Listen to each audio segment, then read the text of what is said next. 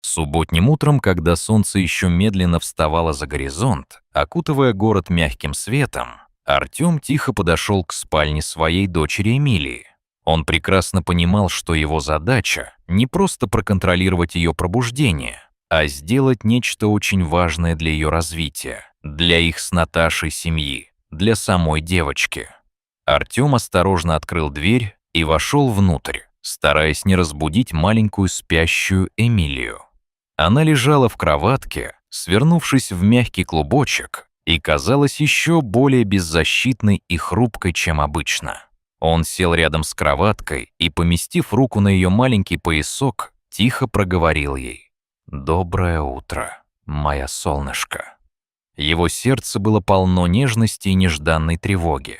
Он понимал, что именно в этот момент он собирается сделать то, о чем раньше даже не мог и подумать.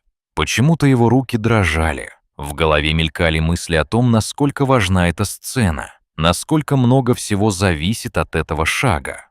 Но спустя несколько минут, когда он уже собирался выйти из комнаты, произошло нечто, что полностью перевернуло его представление о себе, о смысле всей жизни. Он сделал с Эмилией нечто шокирующее и непредсказуемое. Что именно? Он и сам не мог понять, ведь в тот миг перед его глазами мелькнули непонятные отрывки, размытые образами.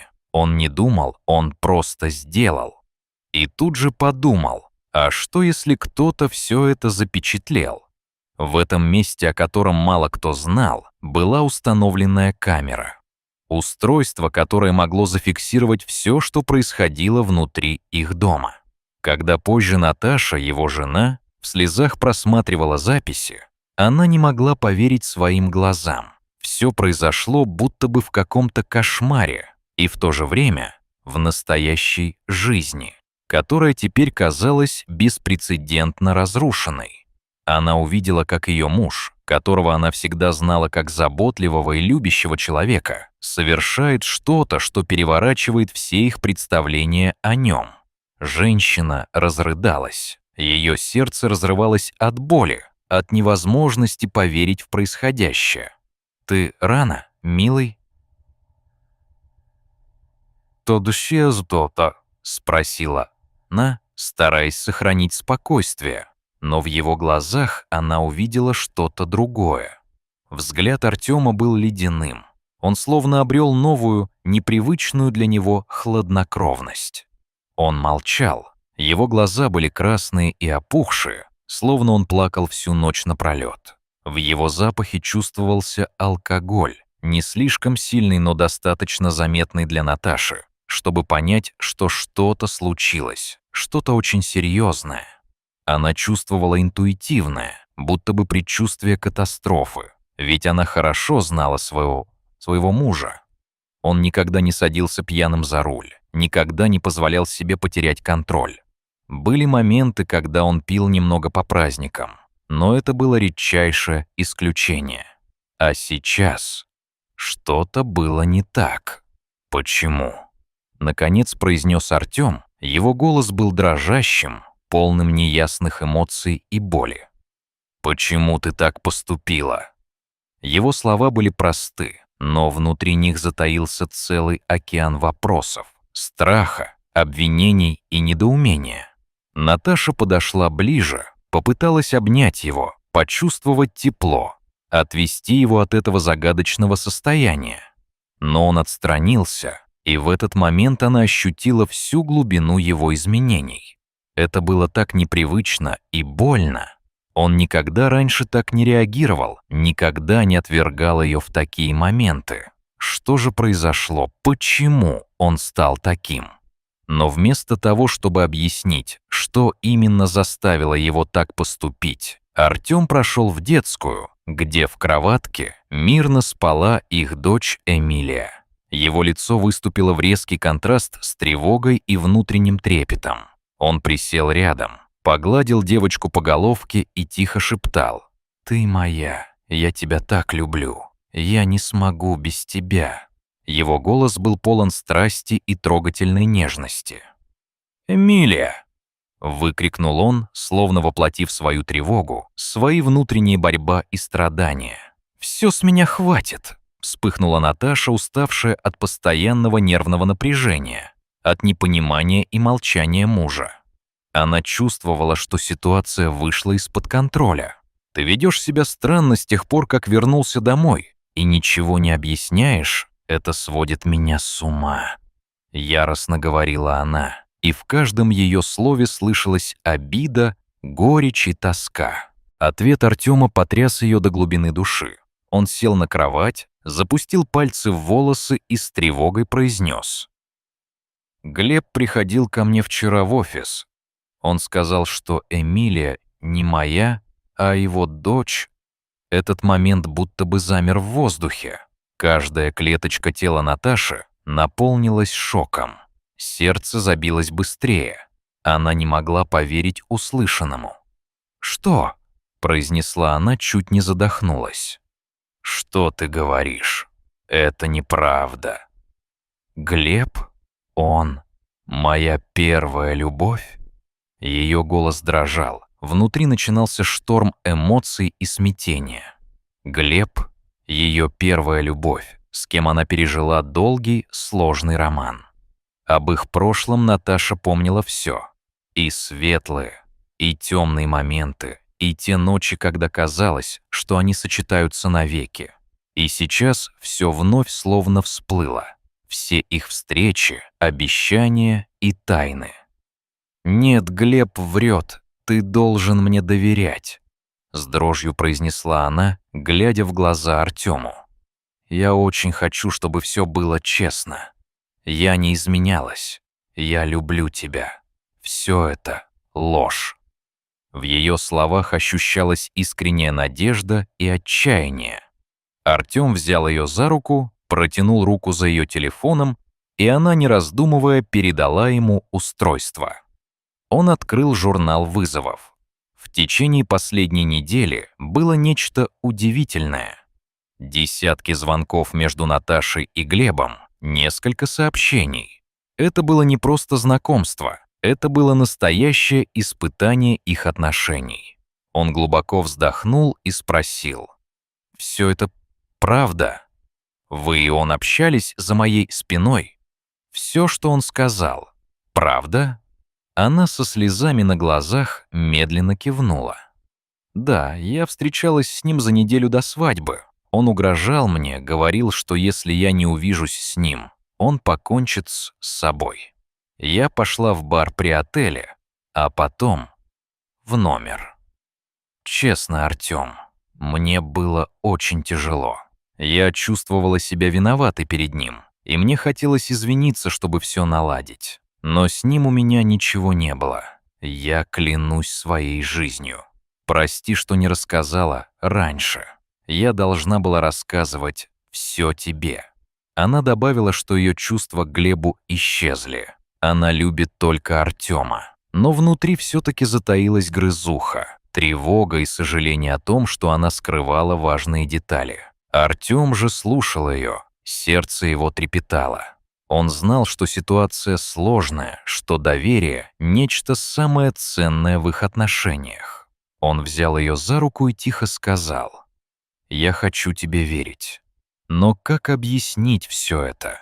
Даже если ты говоришь правду», — он показал на конверт, «все равно есть улики, которые говорят другое. Нам нужно понять, что происходит». Когда Наташа взглянула на фотографии, лежащие на кровати, ее дыхание сбилось. Они были сделаны в гостиничном номере за неделю до их свадьбы. На снимках она и Глеб вместе, в обнимку, с улыбками и в момент, когда они, казалось, совсем не думали о последствиях. Дата — именно та, которая совпадает с их последним свиданием. «Что ты можешь сказать?» — тихо спросил Артем. «Просто скажи правду, и я прощу. Я люблю тебя, Наташа, несмотря ни на что». Его голос дрожал, он ждал ее объяснений. «Я встретилась с ним за неделю до свадьбы, потому что он угрожал мне», — повторила она и заплакала. «Но между нами ничего не было, честное слово. Могу поклясться, и я люблю только тебя». Артем стоял, лицо его было искажено смесью боли и разочарования. Он понимал, что ситуация осложнена, что доверие серьезно подорвано. Он предложил пройти тест ДНК, чтобы окончательно удостовериться, что Эмилия так его дочь.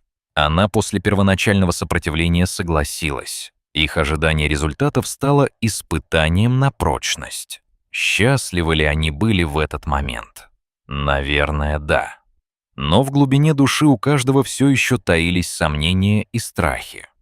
Пока они ждали, Артём старался оставаться по старению.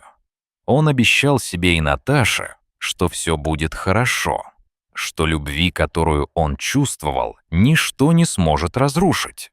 Он уверял ее, что вне зависимости от результата он все равно ее любит. И было видно, как трудно ему предпринимать такие шаги. Наташа тоже испытывала огромное чувство вины. Внутри нее боролись страх, сожаление и желание исправить все. Эта неделя казалась бесконечной. Они сидели вместе в гостиной и смотрели сериал, пытаясь хоть немного отвлечься от тревог. Но именно тогда телефон Артёма вдруг зазвонил. Он взял его, чтобы посмотреть сообщение, и его взгляд моментально изменился. Это было письмо. Он открыл его, прочел и вдруг уронил телефон. Из его глаз хлынули слезы. Наташа, чувствуя, что происходящее, что-то серьезное, не стала спрашивать. Она подошла к нему, обняла его крепко, и вместе они поцеловались. Страстно, как впервые, словно признаваясь друг другу во всем, что осталось недосказанным. Артём чувствовал вину за свои сомнения и страхи. Но все стало ясно. Доказательства были неопровержимы. Все, что произошло, результат недостатка доверия и откровенности. Наташа понимала, все это не случилось бы, если бы она откровенно рассказала обо всем раньше, если бы не скрывала важные детали. Следующим утром тест ДНК подтвердил: девочка — дочь Артёма. Наташа уходила в супермаркет за продуктами, когда произошло неожиданное событие. Она была там около часа. А в этот короткий промежуток времени Артём совершил нечто, что навсегда останется в памяти. Наташа недавно установила камеры внутри дома, чтобы наблюдать за активной и непоседливой Эмилией. Она не проверяла их долгое время, пока не легла спать. Артём уже спал рядом, но Наташа, не чувствуя усталости или сонливости, решила посмотреть записи ради забавы. Она хотела улыбнуться, вспомнить смешные моменты, и вдруг почувствовала, что сердце у нее сжалось от чувств. На записи слышался плач Эмилии. Артём встал с дивана, прошел в детскую комнату, сел рядом, начал петь ей колыбельную. Девочка продолжала плакать, и он нежно гладил ее по головке, стараясь ее утешить. Через несколько минут он аккуратно вынес ее на руках во все зале, поставил на пол и включил музыку. Потом началась их с Эмилией совместная игра. Он танцевал, а девочка смеялась и повторяла его движения. Они смеялись, танцевали. Чувства любви и взаимопонимания были так очевидны. По щекам Наташи потекли слезы. Она увидела, как ее муж искренне любит свою дочь, и поняла, даже если бы результат теста показывал иное, он бы ее все равно не оставил, потому что истинная любовь не измеряется кровью или генами. Этот момент стал для нее откровением. После просмотра она подошла к Артёму, поцеловала и прошептала: «Спасибо за твое терпение и доброту, за твою любовь. Мы с Эмилией тебя очень любим». Возможно, он услышал ее разговор или почувствовал ее тепло, потому что повернулся к ней и, улыбнувшись, тихо прошептал: «Я люблю тебя еще сильнее». И словно бы ответа на все переживания, снова заснул, тихо посапывая. Дорогие зрители, что вы думаете об этой истории? Какие у вас мысли, чувства, предположения?